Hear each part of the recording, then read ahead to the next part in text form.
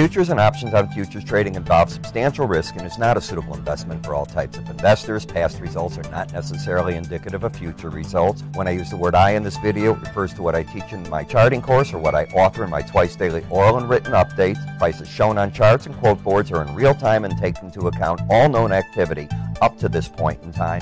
And if you'd like to read more of this disclaimer, simply hit the pause key on your video player.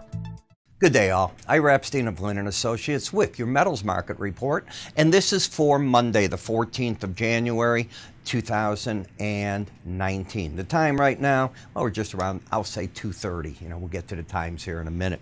But to make a long story short, what we've been watching going on is today we got bad economic growth from the consumer in China. They're just not consuming. We saw in Germany last week that the big search, or let me phrase this the right way, the big driving engine, not search engine, but driving engine of European growth, specifically in the EU, Germany, has slipped back. Now we have a Brexit vote that's going to take place tomorrow. Who knows where that's going to head? And while we're only January 14th, you can't get your mind off what's going to happen in March as the supposed next round of tariffs go in place unless there's good progress between China and the U.S. A lot to talk about, and of course the dollar is going to be front and center stage about that. And I began writing a report on the dollar index, and I'll talk about that right at the end of this. In the gold market, we've had a nice run to the upside, including today. The market's up here at 1291.70. It's been a neat run from the 1170s all the way up here. Got to say that's pretty good, $120. You're consolidating right now. The way the market comes out of here will spell the next level of the market. But I think you can see the consolidation. And if you look at this one big day, about 6, 7, actually it was 1, 2, 3, 4, 5, 6, about 6 days ago. You haven't come out of that day's trading range. That's why I'm calling this a consolidation.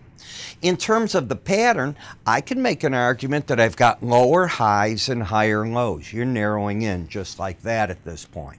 When I look at the 18-day average of closes, I still contend if the market breaks, this market in that general zone will be looking to see if there's support in the market at that price. Resistance shows up at the 1304.80 level, the upper Bollinger Band. Notice how when the market was surging, it kept hitting that band and backing away, and then after this one big day, the market just has been drifting. That does not mean that the uptrend is over in any stretch of the imagination. It's what I said, it's a pause, a consolidation. In terms of momentum, here's what bothers me. You've lost the upside momentum. The market went from having what's called a bullish embedded reading, where both numbers, the red and the blue, were going sideways over 80. Now they're under it. Often, I cannot use the word always because it's improper, but often when you lose that momentum, price often tries to drop back to that 18-day average of closes to get its footing again. If it doesn't, it doesn't. There's no reason to be short in reality, when you look at what you think is a trend, but there's a lot of reason to question, is it right to still be long when you've lost the upside momentum? When I come to the popular ETF GLD, it is up today, and it still has a pattern of higher lows and overall higher highs. Unlike the gold futures, it has kept its embedded reading. There's no reason to not still be friendly this market until it loses that. If it loses the red line by dropping under 80 on a closing basis, I would look for price in the 18-day average to come together. So I have the futures market, which lost this, and the GLD, which has kept it, fighting each other, and they both represent the same thing. GDX, which are the miners, have done the opposite. Number one, I have the lower highs. I had higher lows, and today's break low down to 2085 takes this out. So I now have a pattern of lower highs and lower lows. Guess what the market fell back to for support? Let's come back here. Here's the 18-day average. You can see what it did.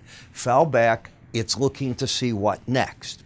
The gold-silver ratio still favors, as we're getting a bounce in this back up, that gold is a tad stronger than the silver market. And in the silver market, you lost the embedded reading. Just like in gold, I look then for price and the 18-day average to make a run at each other. Hasn't done it yet. You're sitting here at 1567, and that support's back at the 37.5, but that's going to jump tonight. That 18-day average is moving about a nickel each day, as you can see recently, so maybe it's going to be in the 1540 level, the support. The copper market with the poor economic consumption out of China, car sales at big-time lows. Well, you know, think of how much wire goes into, be it homes, whatever the consumer's doing there. Lower highs, lower lows. Dr. Copper, as the trade calls it, which is a portender of what the economic future looks like. It's pointing still to a downtrend. Admittedly, it's almost every day it's hitting that 18-day average out of the past week. So it's looking to see, can it break out to the downside? It has not yet succeeded in doing so, but the bears have control until you take out last Friday's high of 266.70, and if they can push on it, possibly the lower Bollinger Band comes into play. The platinum market has been weak, and it has finally fallen back. You can see here with the pattern of lower highs, lower lows. This was on Friday's action. Momentum had turned down, and today it went back down to and finished under the 18-day average of closes. If it continues a lot weaker, maybe you get to the lower Bollinger Band, but more likely, I wouldn't be surprised to see it fight at that 18-day average, given it's just fallen back about $25. The strongest of the metals continues to be the palladium. I know I've been saying this to you for a very long time. The pattern's higher highs, higher lows, embedded reading, riding that Bollinger Band up. And the dollar index has stalled at the 100-day average of closes. It is oversold. It's had a downside correction, still in one. If the market takes out 95.36.5, you might be able to get back to that 18-day average to regroup. Now the question is, what does it do from here? The current trend is down. I'm going to be talking about the dollar. I began writing a report for what I consider a quarterly report on the dollar index, what I think it's going to do between now and April. And I say that because it's going to be hard. You got to take into account how is the trade talks, trade war going with China. You know, if the market sees resolution of it in some manner, you're going to get probably a big pop in the stock market. The metals might give you a jump, consumption, and if you don't, you could have another leg to the downside. What's it going to mean to the dollar index either way? And I'll be writing about that. I'm already about 2/3 through with the report, and it's mostly going to be graphics, but it's going to be part and parcel of what I send out in my market research. So if you'd like to get a copy of it, give my staff a call. Be sure you're signed up for our market information that you can also do by clicking here. It'll take you to the front page of our website and sign up for it. I'm Ira Epstein. You have a good day. Talk to you tomorrow.